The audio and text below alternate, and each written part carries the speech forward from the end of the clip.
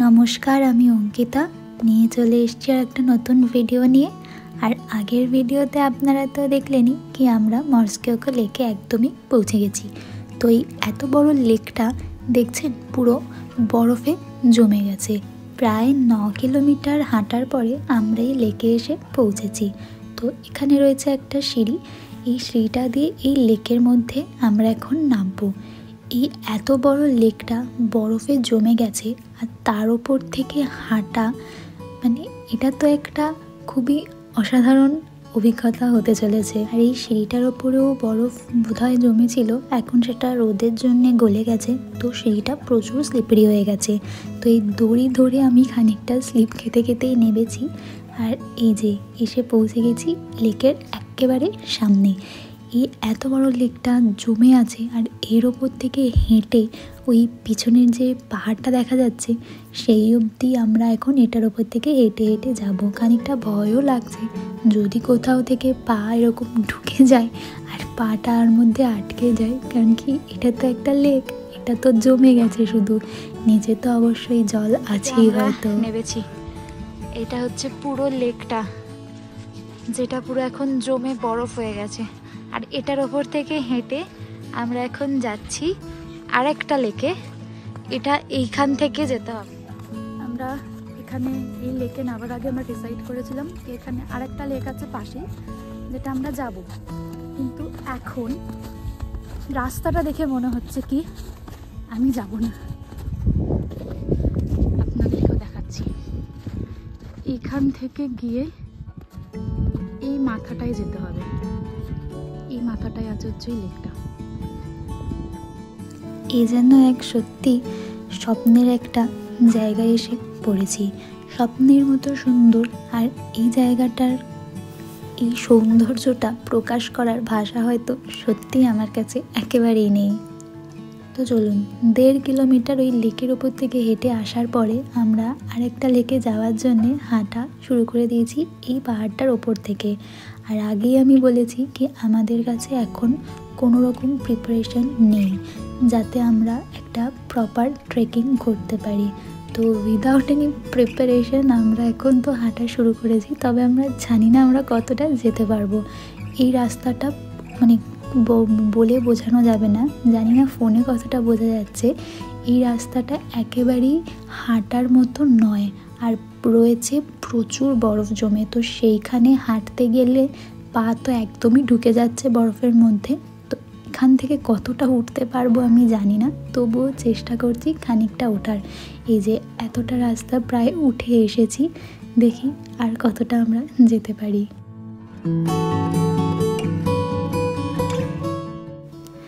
না, অনেক চেষ্টা করার পরেও আমি ফাইনালি আর যেতে পারিনি, কারণ কি পা এত স্লিপ করছিল। আর তার সাথে আমাদের কাছে তো কোনো প্রিপারেশন ছিলই না, কোনো হাইকিং স্টিক আমাদের কাছে নেই, কিছুই আমাদের কাছে ছিল না। তো ওইভাবে আর যাওয়ার রিস্ক আমি নিইনি। তো আমরা নিচে চলে এসেছি ওখান থেকে। আর এই জায়গাটা একটা অনেক বড় একটা ওই ফুড কোর্ট টাইপের রয়েছে, তো ওইখানটা দিয়ে আমরা এখন যাচ্ছি কি খাবার পাওয়া যায়। প্রচুর খিদে পেয়ে গেছে আমাদের দুজনেরই, প্লাস এতটা আমরা হেঁটেছি তো পা আর সরাতে পারছি না।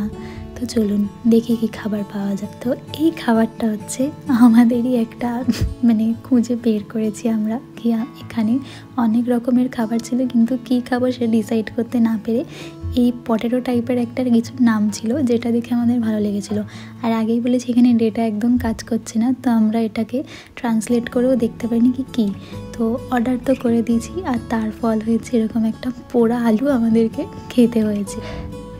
তো খাওয়া দাওয়া শেষ করে আমরা এখন এসে গেছি এই জায়গাটায়। আর এখান থেকেই আমরা এখন ঠিক করলাম কি আমরা ঘোড়ার গাড়ি করেই নামবো, কারণ কি আমাদের হেঁটে যাওয়া মানে একেবারে এনার্জি নেই, পা তো আমরা নাড়াতেই পাচ্ছি না। তো চলুন, তো ঘোড়ার গাড়িতে করেই যাওয়া যাক। আর এটা হচ্ছে এখানকার কারেন্সি, একটা হচ্ছে 50 zloty আর একটা হচ্ছে 10 zloty। আপনাদেরকে দেখাবো বলেই ওই জন্য আমি ভিডিওটা নিয়েছি।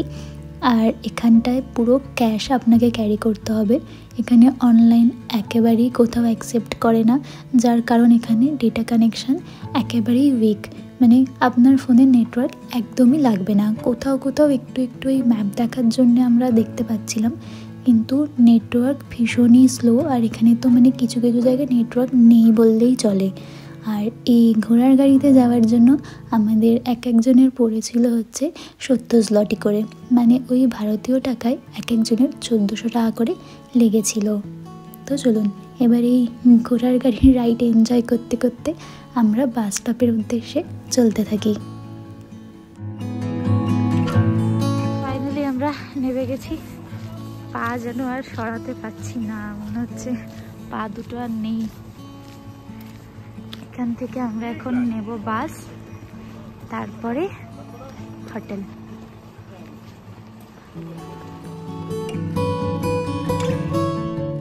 আর এই যে আমরা বাসে উঠে পড়েছি, বাসে বসে গেছি। আর আমি ওর একটা ছোট্ট ক্লিপ নিয়েছিলাম কি ও এই ট্রেকিংয়ে এসে কীরকম ফিল করলো। তো আপনারাও শুনুন ওর বক্তব্যটা। পাহাড়ি রাস্তায় এই যে আমরা 11.5 কিলোমিটার হাঁটলাম।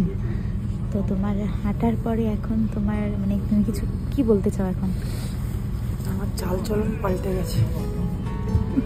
আমি হাঁটতে থাকলে বসতে পারছি না, বসতে উঠতে পারছি না।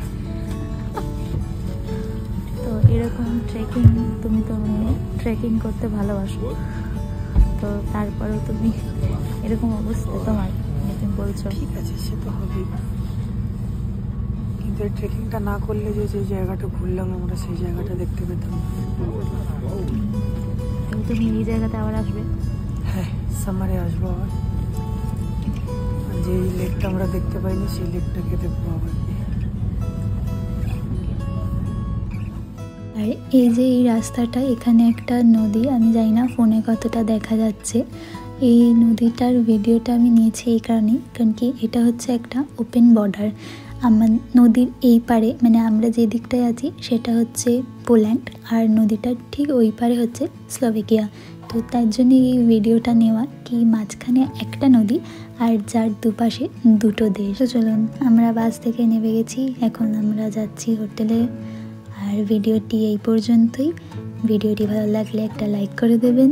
সবাই ভালো থাকবেন, দেখা হবে খুব তাড়াতাড়ি পরবর্তী একটা ভিডিওতে। সবাই ভালো থাকবেন, টাটা।